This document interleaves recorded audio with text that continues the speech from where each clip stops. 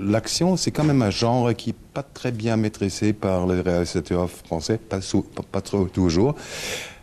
Mais vous avez donné un mélange qui est assez magique. C'est pas un film d'action qui essaye à imiter les films américains. C'est quoi votre recette? Oui, c'est vrai qu'en France, on n'est pas beaucoup à essayer ce type de film, c'est-à-dire des films d'action.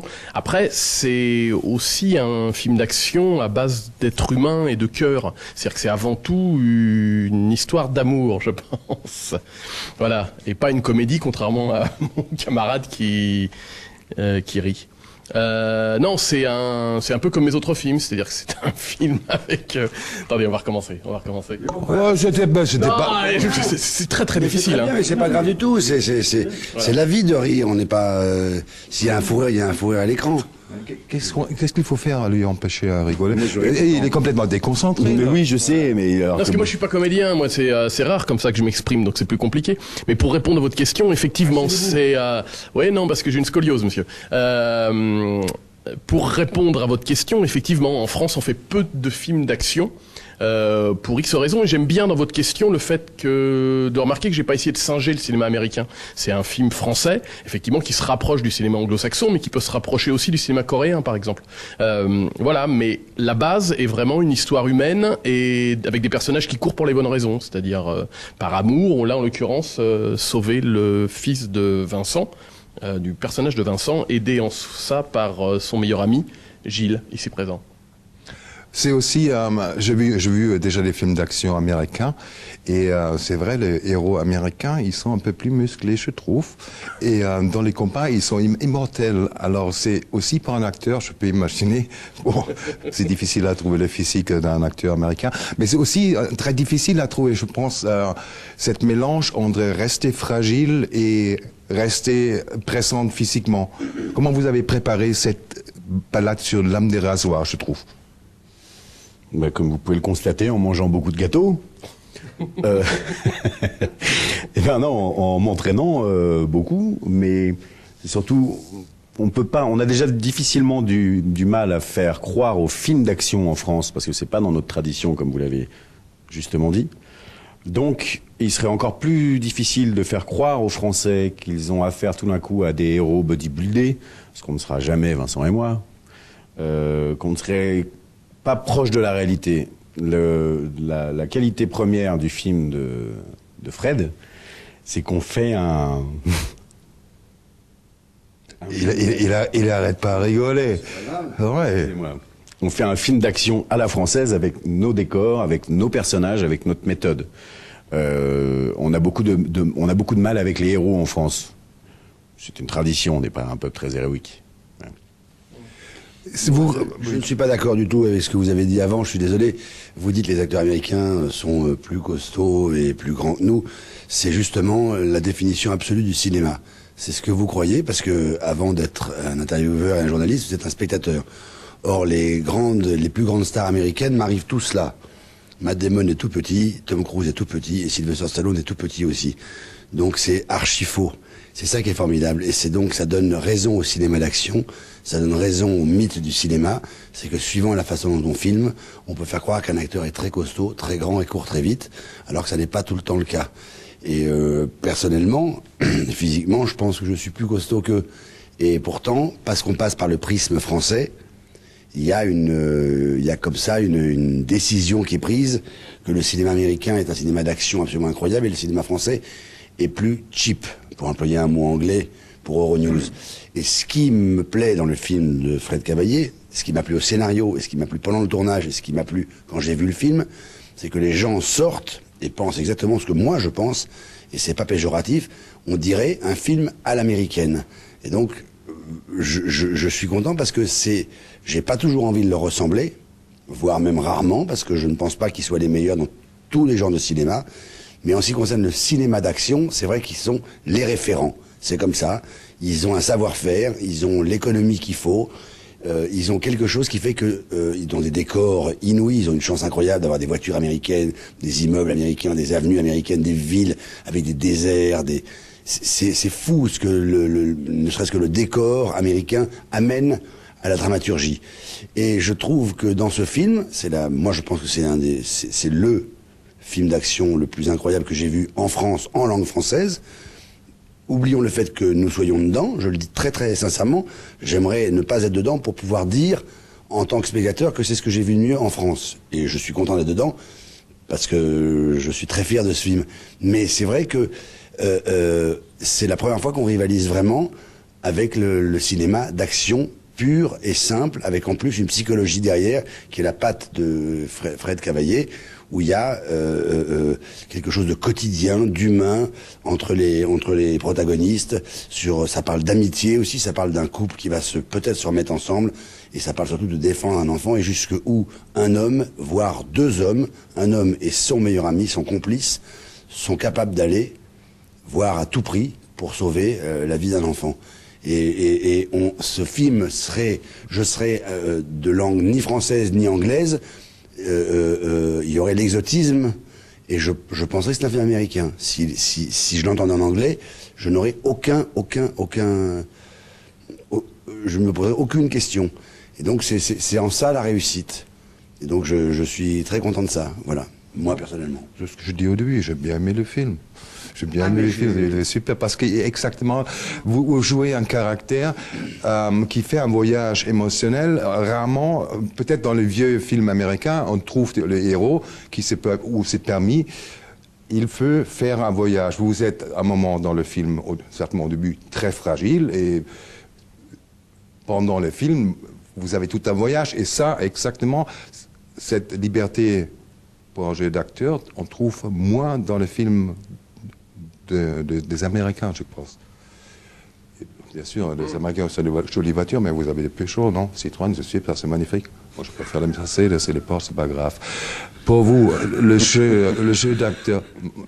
On peut rire, parce que vous dites quelque chose. C'est comme ça. À votre humour, quand même. Oui, c'est moralement, attention. Et c'est pas tous les jours en plus qu'on est interviewé par Lénine. Non mais c'est vrai. Ouais. Donc je fais un retour dans l'histoire quand même. Vous imaginez pour moi, tout d'un coup, ce que c'est. C'est quand même un choc. C'est un choc. Il faut nous excuser. On peut revenir au sérieux, sinon ils vont me virer. La part sérieuse de ce film, c'est moi. Mais c'est aussi français, ça, de rigoler un petit peu et de désacraliser les choses, et voilà. On parle de choses d'acteurs parce que aujourd'hui, de plus en plus, les Américains, il y a beaucoup de réalisateurs, ils n'ont jamais appris à travailler avec des acteurs. Ils ont appris à faire péter des hélicos, mais il y a très peu de réalisateurs qui savent travailler avec des acteurs. Où est-ce que vous avez appris à travailler avec des acteurs? J'ai appris sur mes 2 films précédents, c'est-à-dire après je pense qu'on s'améliore au fur et à mesure. Après le travail avec Vincent et le travail avec Gilles est beaucoup moins difficile parce que je les connais très bien, ils me connaissent très bien. Donc je dirais mon travail a débuté le jour où j'ai choisi Vincent pour mon premier film et où j'ai choisi Gilles pour mon second film. Après on se connaît très bien, qu'on se parle assez peu. Voilà, après s'ils ont des questions sur l'histoire et leur personnage, où il peut aller, je peux y répondre. Mais c'est vrai qu'en règle générale, j'interviens assez peu parce qu'ils me sollicitent assez peu. Qu'est-ce qu'on fait? Parce que vous avez travaillé plusieurs fois ensemble. Comment on fait pour pas livrer ce qu'on a déjà livré dans les autres films? Bien sûr, c'est toujours une autre histoire, c'est toujours un autre caractère, mais les acteurs sont parfois un peu feignants. Alors comment on se donne un peu pour sortir ce qu'on a déjà montré? Moi, en ce qui me concerne, le personnage... C'est la première fois que je travaille avec Vincent. Hein. Bon, là, c'est le deuxième film que je fais avec Fred, mais en ce qui me concerne, le rôle est diamétralement opposé. Diamétralement opposé. Parce que dans le premier film, je subissais, j'étais passif, et là, je suis très actif. Je vais à l'encontre de l'histoire, je suis un membre actif de la narration. Donc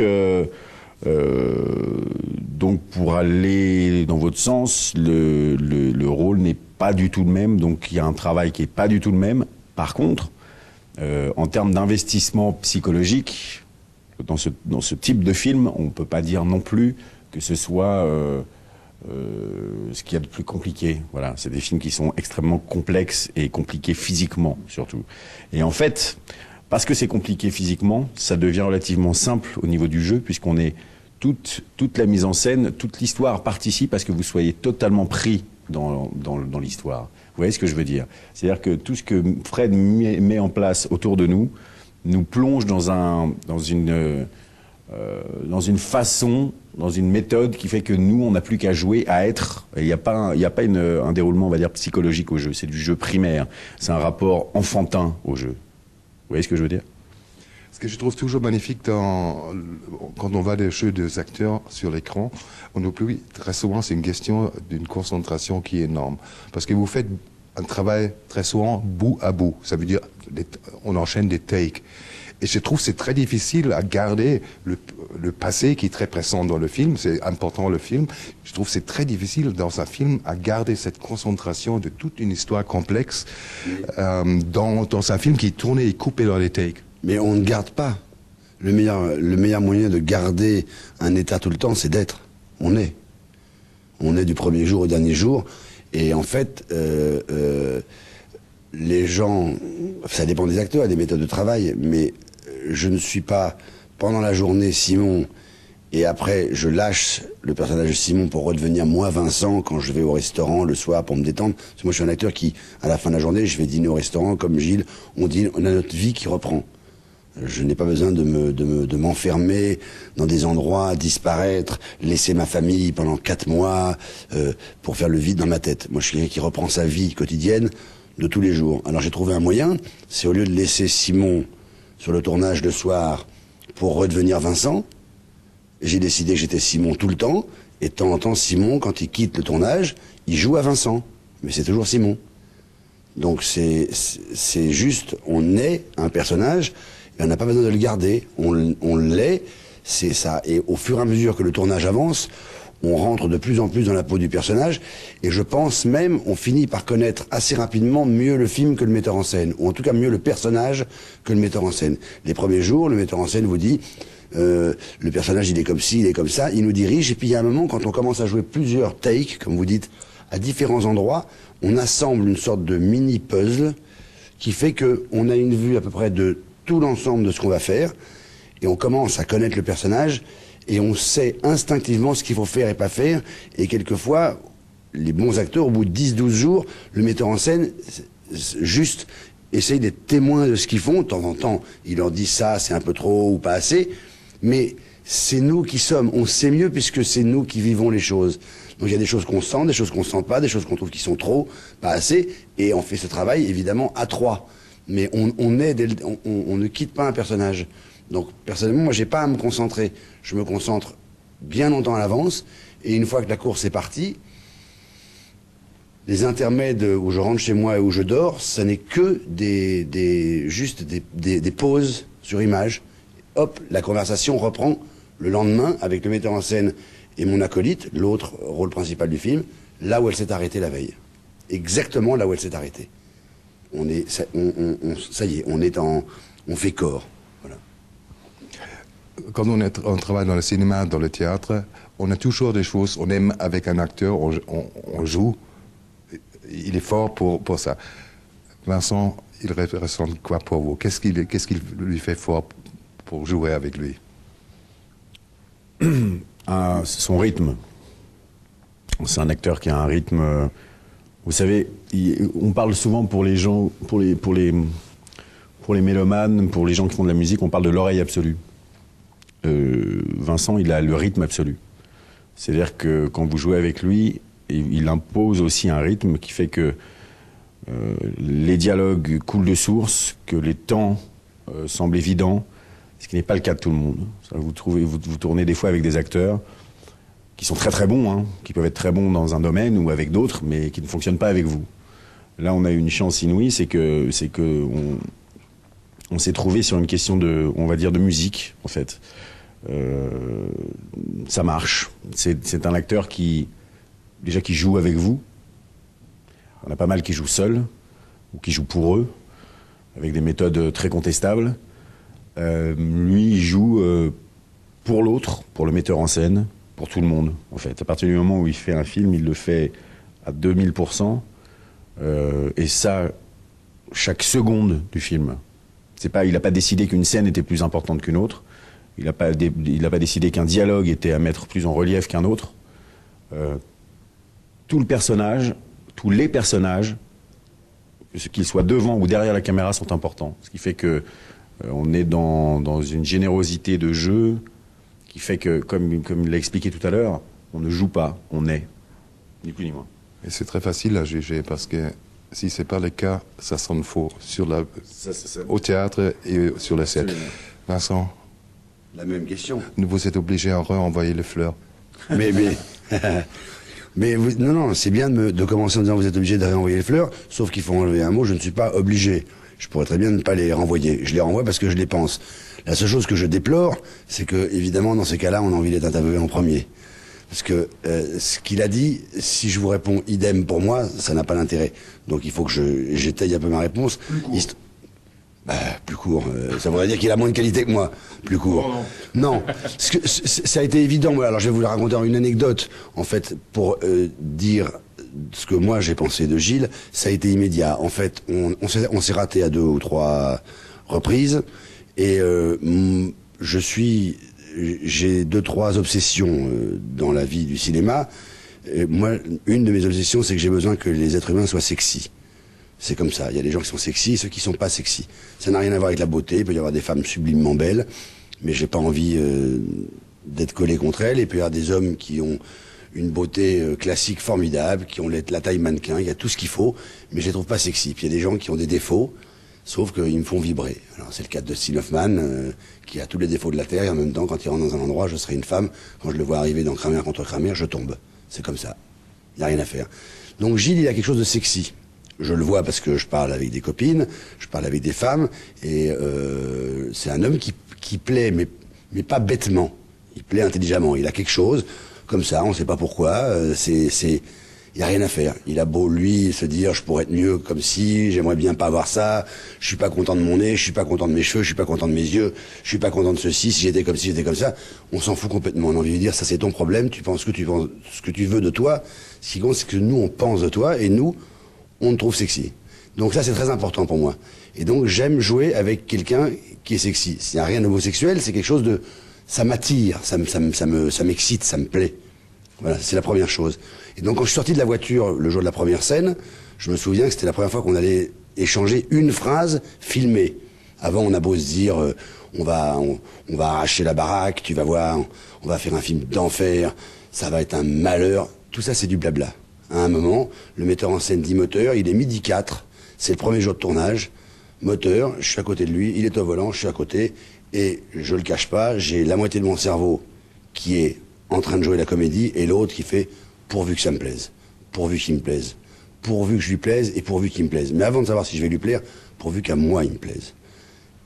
Il a dit la première phrase, je me souviens très bien, parce que les acteurs, ils ont plusieurs cerveaux qui travaillent en même temps. Il y en a un qui est très sincère, qui joue la comédie, il y en a un autre qui entend tous les bruits qui se passent autour, il y en a un troisième qui voit tout ce qui se passe, comme ça, qui voit très bien ce qui se passe là-bas et là-bas, il y en a un quatrième qui voit la tête du metteur en scène, s'il est content ou pas content, il y en a un cinquième, s'il y a un tout petit début de pluie sur le pare-brise qui fait merde, on va couper la prise, c'est dommage parce que c'était bien, il y en a un sixième qui dit la phrase est bien arrivée, je vais laisser 4 secondes, il y en a un septième qui fait je vais encore attendre 2 secondes. C'est Steve Austin, il se passe 12 000 trucs là-haut. Et un de mes cerveaux, un des 17 cerveaux ultra sur le coup, m'a dit « Ah, j'aime bien comment il parle, lui, c'est bien. C'est pile ce que je voulais entendre. » C'est arrivé, genre... Et ça s'est posé... Sa phrase, elle s'est posée, genre... sur ma piste d'atterrissage, de façon à ce que moi, je puisse redécoller et lui renvoyer comme j'ai envie. Voilà, je suis sorti de la voiture, j'étais voir le metteur en scène, j'ai tapé sur l'épaule. Il a levé son casque comme ça, j'ai fait... impec. C'est parti. Je pense un acteur sur scène au film, c'est comme la chante. Une fausse note, vous entendez tout de suite. Absolument. Ouais, absolument. J'ai oublié la question. Votre film, il est vendu aux États-Unis. On peut attendre un remake. Comment on peut prendre une nouvelle comme ça? Il ne suffit pas, votre film, pour être vendu aux États-Unis, dans le monde entier? Non, c'est plutôt flatteur. C'est-à-dire le premier film pour elle a été remaké, le second l'est aussi en Inde, en Corée, aux États-Unis. Après non, c'est flatteur. C'est-à-dire que moi j'essaie tout le temps de toucher le plus grand nombre. C'est ça, d'avoir L'universalité, c'est difficile, mais ça me plaît bien de me dire s'il y a un remake, qu'il soit américain ou autre, que quelqu'un à Mexico, à Bruxelles ou à Tokyo puisse voir le film et être touché par les mêmes émotions. Voilà, moi j'ai écrit ça chez moi dans ma salle à manger. Non, c'est très flatteur. C'est très flatteur. Ça flatte peut-être un peu mon ego, mais ça fait du bien des fois. Je suis mais pardon, il y a une autre et économiquement c'est formidable parce que plus le film est acheté, plus il est vu à l'étranger, plus il y a des distributeurs dans tous les pays du monde, plus le metteur en scène quand il fait son film d'après, ce qui est le cas de celui-là par rapport à À bout portant et Pour elle, surtout À bout portant qui a été encore plus vendu que Pour elle, il y a des gens qui font des pré-achats de l'étranger. Ce qui fait que le producteur peut se dire, tiens, avec tant de préachats, je peux augmenter le budget de tant pour le film. Ce qui fait que il a pu réussir à faire ce film à peu près dans les conditions où il a voulu, grâce au succès de À bout portant dans le monde entier. C'est pas rien. Et donc le prochain, il pourra le faire d'autant plus facilement que ce film sera vendu en Corée, au Japon, en Belgique, en Espagne. Truc. À force de rajouter pays sur pays, ça fait ce qu'on appelle une base d'argent qui se rajoute au budget du prochain film. Et c'est la différence qu'il y a entre certains réalisateurs et d'autres. C'est leur propension à être vendu à l'étranger. C'est très très intéressant aujourd'hui. C'est difficile de faire du cinéma aujourd'hui si on n'est pas quelqu'un qui est exportable. Peu importe le coût à chaque fois, mais dans plusieurs pays, parce que c'est ça qui aide les films à se faire, et c'est ça qui fidélise un metteur en scène et son cinéma. Je suis obligé d'arrêter parce qu'il y a la meute qui attend. Il y a des autres journalistes derrière moi. Je vous souhaite beaucoup de succès pour ce film-là. Et personnellement, moi j'ai bien aimé le film. Et je vais recommander le film. Et bonne chance pour les prochains projets, parce qu'après ce film-là, c'est toujours difficile à faire mieux. C'est très gentil. Merci beaucoup. Bonne journée. Merci infiniment. Merci beaucoup. Au revoir. Merci. Merci à vous. Non, super. Merci beaucoup. Merci à vous. Merci à tout le monde.